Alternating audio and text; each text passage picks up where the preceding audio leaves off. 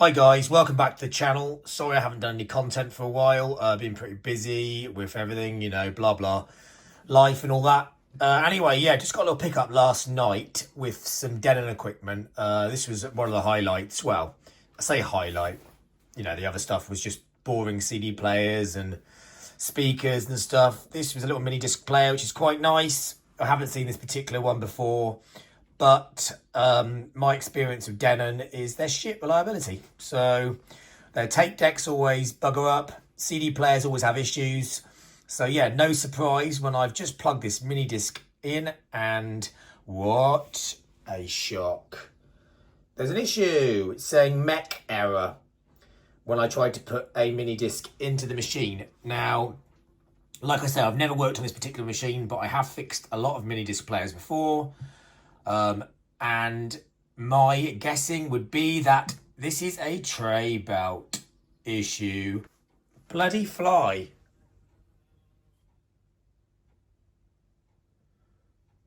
Oi, I'm trying to film a YouTube video here. Come on, this is a big channel. I've got nearly 300 subscribers. And you're getting in the way. Where are you gone, you bugger? You little bugger. Yeah, you need to go. Right, pause video. Anyway, back to the task in hand, this mini disc player. So let's get it off. Get it off? Get the top off and have a look. Get it off. What am I like? Like to try and clear my work surface normally and get it all tidy, but as you can see, yeah, not looking great today, is it? Mess everywhere. So yeah, that can be done next. I want to sort this out first. Unplug. Always forget to say, always unplug stuff before you start fiddling with it. Right, let's go.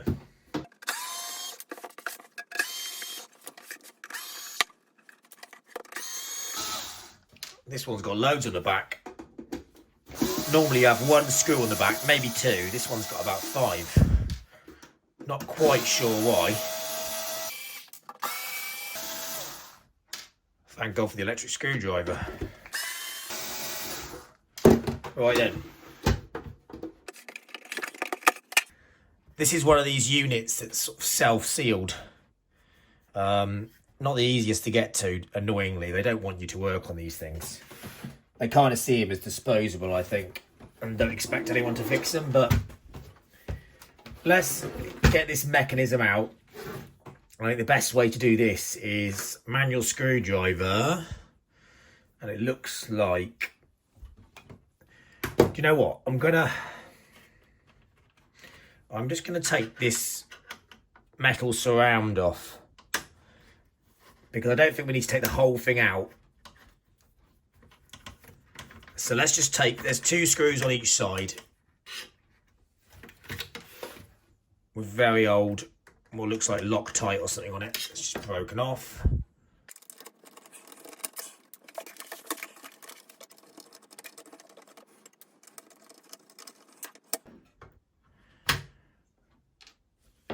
Right, I'm hoping now we can just take this. Yeah, look, there we go. Perfect. It was just literally those 4 screws. So we just need to take the ribbon cables out. So there's one here and one there. So let's take these out gently with these, because if you break these, as I've said in other videos, it's game over really. Might as well just throw it in the bin. And there's one little connector here, which is kind of tied in with a little black tie. So let's undo that. Sorry if my hand's in the way. And then prise this white one up gently. Okay, and we're free. We've got the mech out now, which is quite easy. So now we can have a slightly better look, although we still need to take this metal surround off with these 2 screws. Right, so with it 3 now, the discs come out. I'm just trying to see if I can see the belt in there from here. No. Let's whip this metal casing off. It's 2 little screws, one either side.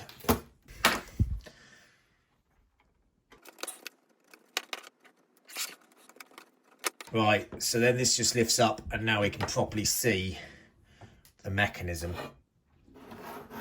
So I'm expecting to see a tray belt somewhere, which basically ejects the disc and sucks it back in again.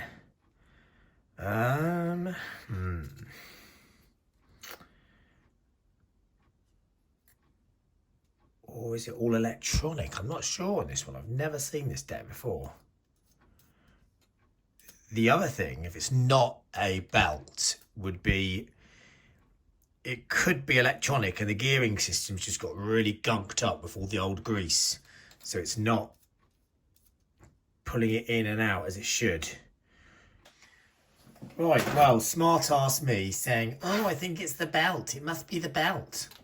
Probably definitely the belt. I don't even think there is a belt in this, which is unusual, as most mini disc mechanisms I've seen. I've done a lot of Sony's, I've done Teak, I've done Technics, and they normally have a little belt for the mechanism. This appears to kind of just work on like a motorized cog system. So I'm guessing there is a lot of dried up grease in there. I'm thinking it could be one of two things. The grease is dried up a bit and it's got a bit stuck. Or it could also be that the little switches, the sensor switches, which basically sense whether the mini disc is in or out of the machine, perhaps they need cleaning. The contacts on them could be a bit corroded. So what I'm going to do is I'm going to clean some of this gunk off and re-lubricate it. Clean these sensor switches that I can see. I can see one there. There's probably another one down there somewhere. And go from there. Let's get some rubbing alcohol.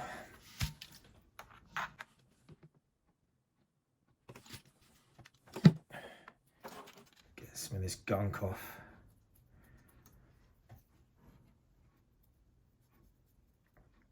To be fair, it doesn't feel really hard. So I'd be surprised if this was the reason why it wasn't working, because the cogs do turn freely. This slides in okay. It doesn't feel that much resistance. And looking at the cogs, none of them seem split, cracked or damaged, and all the teeth seem okay.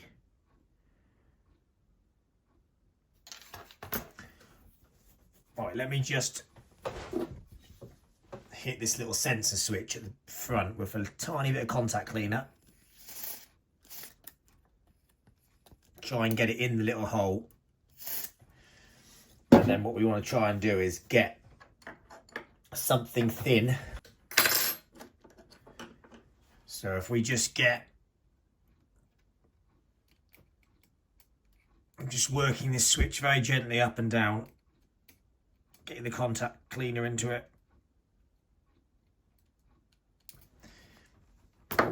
While we're here, I'm just going to clean the CD lens because I can see it through that little gap. So just very gently with some rubbing alcohol, little clean. It's just in there, you can probably see it. Not too hard. There's a little bit of dirt on the end, it's not too bad.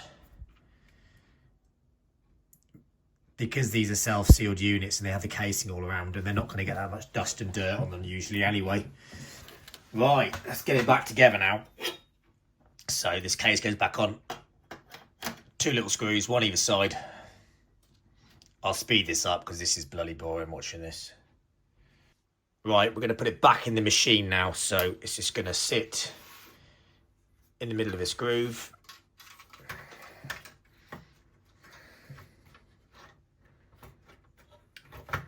Slides in. Got to line up the holes. There's 2 on each side, remember.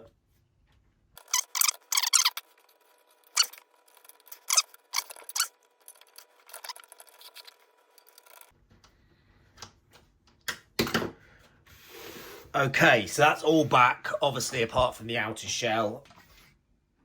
Right, power on. Yep, table of contents reading. The screen's not too bad, to be fair. I think I just had very bright light on it before. It's not that bad. Easily readable, and also it needs a clean as well, which is probably the War of the Roses. Don't know where I got this mini disc from. Stuck in a machine. Alan Beachy's. Anyway, yeah, so let's just, before I get too cocky, let's go play. Let's just see it's actually playing the tracks okay and it's not skipping.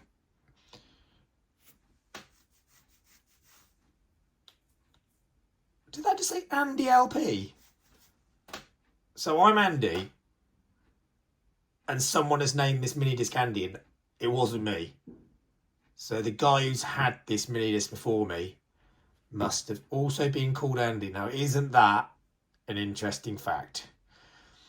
All right, let's keep an eye on the timer. Just make sure it's not skipping and it's playing nicely. Yeah, all looks good. I mean, before I sell these things, I do test them for a bit longer when I show in these videos. I'll play like 2 or 3 tracks in the background and skip through all the tracks, you know, several times to make sure it's definitely okay. I don't just stick it on for 10 seconds, but obviously I'm not going to do that in this video. I have to say, I'm not going to really take a lot of credit or anything for this one because, well, you saw what I did. Not a lot, really, but it just shows you a lot of these problems can just be simple things sometimes, like the grease maybe has dried up a little bit and just needs freeing up, or just a little sensor switch that needs cleaning, you know, not a lot. So yeah, before you chuck these things in the bin or you go and sell them for parts, you know, spares and repairs on eBay, have a go yourself, because most of the time they're really not difficult fixes. In fact, I'd say 90% of the stuff I get in is a relatively easy fix. You do get some stuff that's crap, but yeah. Anyway, I'm babbling on now. Have a good one, guys. If you could like and subscribe, that would mean the world to me, because yeah, I really want to make this channel bigger and put some more time and effort into it. Because I'm doing these repairs and stuff every day, and I might as well film them, because the chances are there's going to be some of you guys out there with the same players or same bits of equipment, and you might, you know, have an issue with it, and if I can help you, that's great. I'm fixing them anyway, so I might as well film them, and hopefully I can help some people fix their old machines. So yeah, if you could please like and subscribe, that'd be great. If not, no worries, you know, just watch it, enjoy it. But yeah, really do appreciate you watching, guys. And I know this wasn't one of the better videos, but hopefully it'll be a more interesting one next time. Peace out, as they say. As soon as I stopped recording, I just remembered that only a couple of days ago, I actually had this mini disc come in. The Technics SJ-HD 501. Now this, in my opinion, is a much nicer recorder. It looks nicer. It's more, well, that's subjective, but it's a more compact form factor. I really like the looks of the Technic one. The screen's much nicer. It's a brighter, nicer screen on it. It can do far more things. It's just genuinely a much better player. And to be honest, you're looking at eBay prices on this one. Now it's all working, you're probably looking at about 100 quid. Say $120, $130. This Technics goes for a little bit more on average, more like 140, 150 pound. Again, probably closer to $200, but it's a much nicer player. So yeah, I mean, if you ever do come in that very rare scenario where you've got to choose between a Denon one of this age and a Technics one, I would recommend the Technics. Now, some people will probably disagree with me. Let me know in the comments below if you have had experience with Denon and Technics and which one you prefer. But 9 times out of 10, I will pick Technics, and they are normally more reliable as well. In my opinion, the mini disc, certainly. This one actually needed a new belt. It was a very, very quick and easy job. Well, about as easy as fixing that one, the Denon. But yeah, they are well made and they do perform much better in my opinion. Anyway, just thought I'd point that out. I'll see you later. Bye.